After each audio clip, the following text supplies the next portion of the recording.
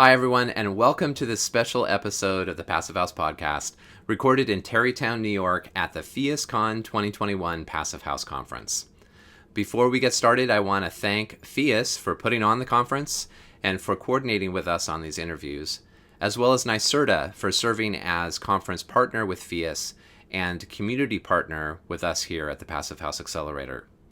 Thank you, too, to Rockwell North America. Their generous support underwrote all of these interviews as well as our coverage of the conference. With that, please enjoy my interview with Ilka Cassidy of Holstrom Systems.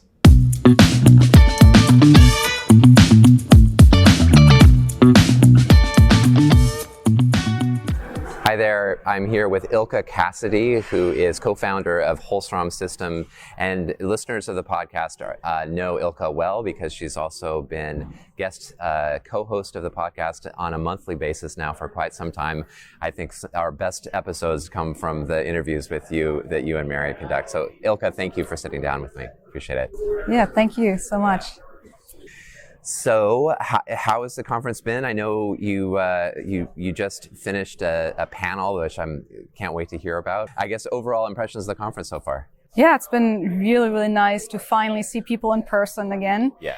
I was actually just talking to Michael that it just feels like since we haven't been able to do this, you just appreciate it so much more to finally see people again. Yeah. So I'm definitely very much enjoying the conference, and it's been great. Yeah, me too. So tell us about this panel. Yeah, so I just did this presentation together with 6 other women architects, and unfortunately only 3 of us could be in person, so we had to pre-record everyone else. But basically our kind of idea of this presentation was to just take a step back and look at not only Passive House certification, but also other certifications like Living Building Challenge, LEED,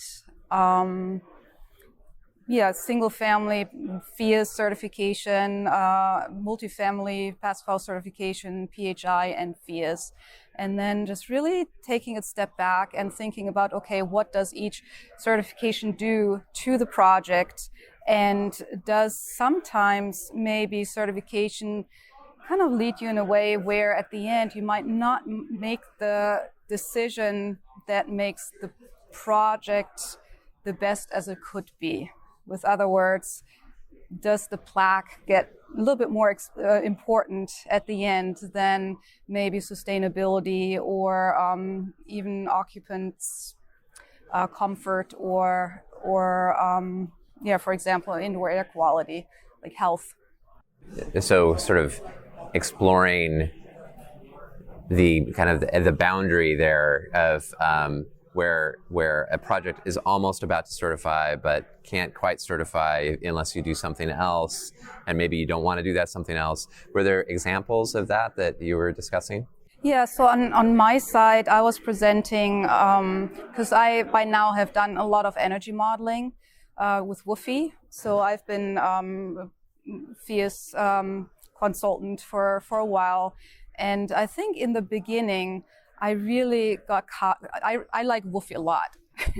I really like how you can play around and how you get really instant just results, and it all makes sense. And in the beginning, I think that's mostly what I cared about. Like seeing those green check marks was just really awesome. But I think I definitely found myself, especially in the beginning, I think my first single family certified Passive House, I think it was under the 2015 requirements still, where we were so on the edge of the target points, and our clients didn't have a big budget, but they're so committed to Passive House. And they were just really just small decisions or big decisions, but because we are so close to those target lines, that really made a huge difference if we went, for example, with an exhaust hood in the kitchen. So that was really basically making or breaking the project. So back then I was like, oh yeah, the plaque is definitely more important than anything else. But I think after a few years now, and I'm doing a lot of energy modeling, I have a little bit of a different perspective where I feel like, you have to step back and really think about what's the best for the project, what's the best for the person. So I now go into a project and say you have to have an exhaust hood, and if that means we're not going to reach certification, I feel like it's more important to have good indoor air quality. And there are a couple of other things that I found, like solar heat gain coefficient on windows is one thing that I'm always on the fence with, because in our climate it's fairly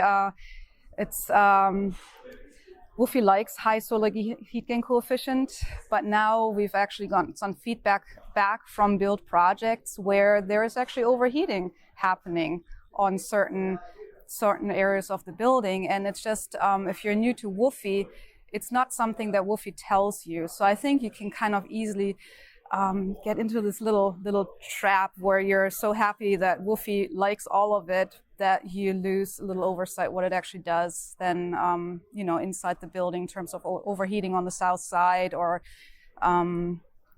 maybe having to heat and cool at the same time. We actually have a project where we have to do that, and there's no indication in Woofy that was going to happen. And because I was pretty inexperienced, I didn't know. So I was surprised when that happened. And then the other thing, I guess, there's been a lot of talk about embodied carbon too.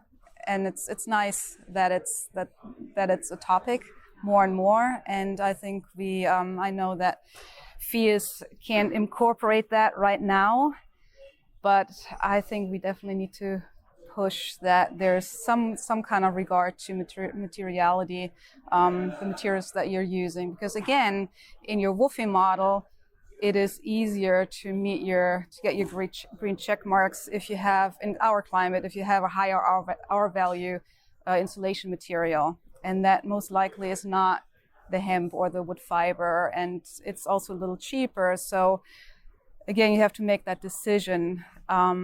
Is it more important to get a certified passive house with a lot of foam insulation, or is it more important to maybe have a little bit of a lesser energy performance, but you're using more natural material, which is at the end, better for embodied carbon and also for health, which I have learned here as well. Yeah, and I'm looking forward to hearing more about that session too.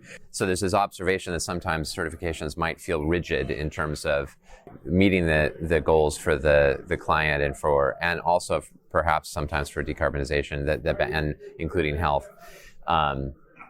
So one of the ways to that we as practitioners, I say we, but I mean you all as practitioners can do that is sometimes forego certification, do all the modeling, do all the testing, and get close and forego certification. But another way that can change is for the certifications to evolve and to take in the feedback from the kinds of things you're talking about. And the work that Graham Wright is doing on that adorb cost equation thing, where he's looking at how to optimize embodied carbon, operational carbon, electrification, and those sorts of things in retrofits, I think is one example. So let's hear more from you about the kitchen range hoods and health.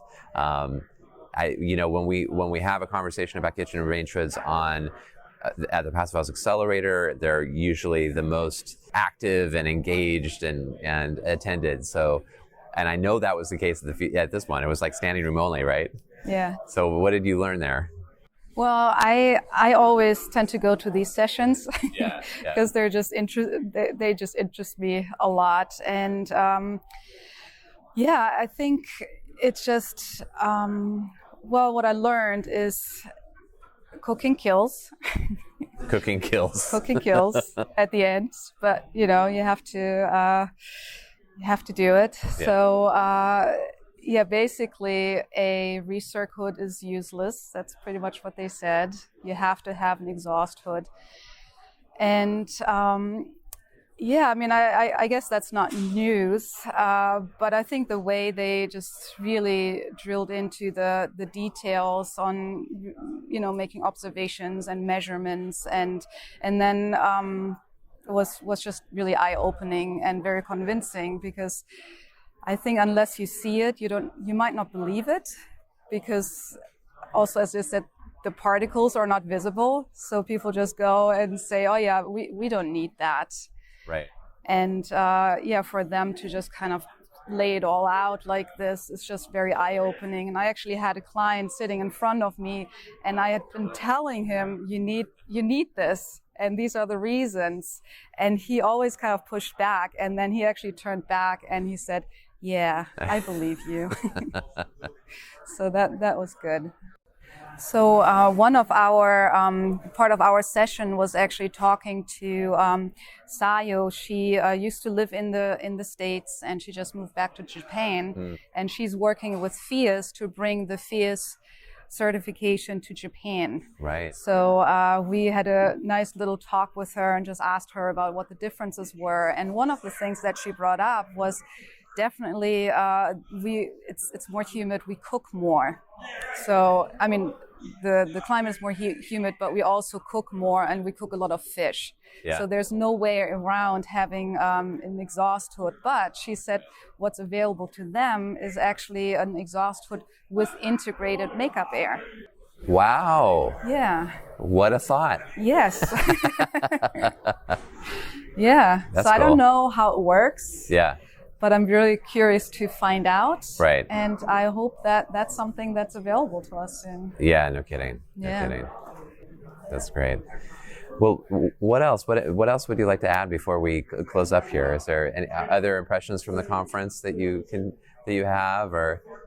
I know we're going to speak with Steve soon about Holstrom. There's all sorts of stuff to talk about with Holstrom. Yeah. There's all kinds of stuff to talk about, and I'm sure he's going to cover it all. Okay. But no, I think just connecting with people, and I mean, it's just so important to share knowledge and not live in a bubble. Yeah. Because we just have to learn from each other. It doesn't make sense for everyone to just kind of do their own thing, and just putting faces to names and being able to just really sit down and spend time and share. I think it's awesome. Great. Mm-hmm. Well, thanks so much, Ilka. This has been great. Appreciate it. Yeah, thank you so much.